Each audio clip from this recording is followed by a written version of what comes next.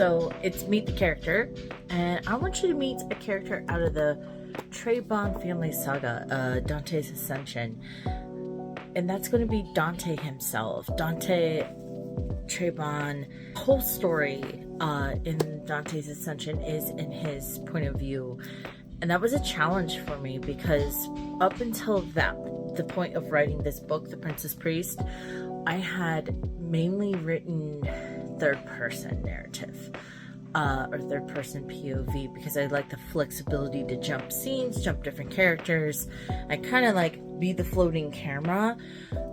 But I decided to do differently in this book, and that was to kind of do that aspect of I kind of wanted you the reader, to be like a horse with blinders on and kind of know what he feels, hear what he's thinking, how he's an overthinker. So who is Dante? Dante is vampire-like entities called demons, and the demons are only blood eaters if they take on this special curse that makes them powerful. They're stronger, right? And you can always tell someone's a demon because they have maroon eyes. That's sort of like the default for them. It comes from the house. So in Grandmere, which is the world they are in, there is two major warring governments, but there essentially is three that you know of. And then to the north, you have the house, which is where he is the crowned second prince, where there is a 100-year, 200-year-old, I think it's a 100-year-old civil war going on. And there's this thing they call the madness. It's a plague that creates almost zombie-like effects, and Dante makes a huge decision. He has done his homework at the very start of this and realizes that this heirloom that he is getting given at this banquet party masquerade that he's at is the key to everything. It's how they are making blood eaters to kind of overpower the tower, and it's that same blade that's causing the madness as far as he can put together. So he runs away with it, and no one hears or sees from him for 10 years. Now granted, you guys get to see what that 10-year time is, and that comes with him living on a farm and learning to be a farmer and just accepting that he gave up his life of luxury and that he's okay with that.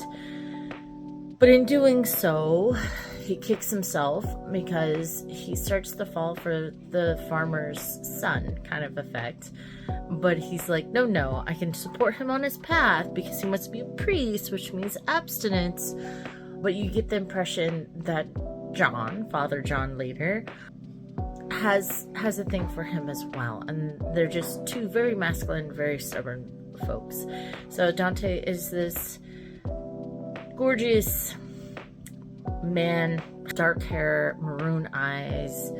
He's first described as sort of scrawny and pale, but as he lives his life on the farm, his physique changes drastically. He's more tanned farm boy and leaner, more brutish kind of build after 10 years of that.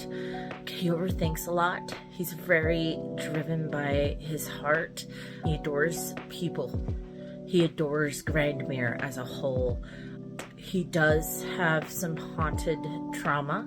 His ex, Viceroy Falco, a villain you will love to hate, but he strives to overcome things, and he's notorious for self-sacrificing, and everyone in his life knows this about him and kind of circumvents it quite often for him.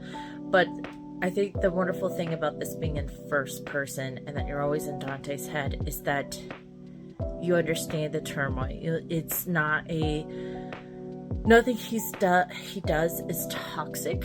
Even his relationship, when it does start to blossom in book 2 and even through book 3, you understand his reserve. And though you're like, just kiss the man, just accept your feelings, he still knows that at the end of the day, even though he ran away from the throne, he's eventually going to have to go back, which looms very heavy on his shoulders. And I've been having a lot of fun at writing book 3 and 4 currently, exploring how he's going to resolve those feelings and the best way to resolve those feelings, right?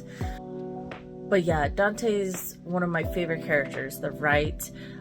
It is fun to give you guys a horse with blinders on because he doesn't see everything, he makes mistakes, he owns his mistakes, and there's something about the way he sees the person he loves the most, John, that kind of makes your heart pitter-patter.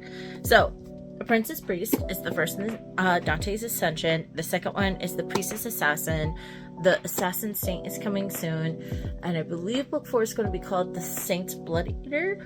Getting ready to explore things that Dante's realizing that being stuck in the library all day didn't really prepare him for everything. So grab a copy today and let me know what you think about this male-male romance, fantasy romance that I wrote about Dante and John.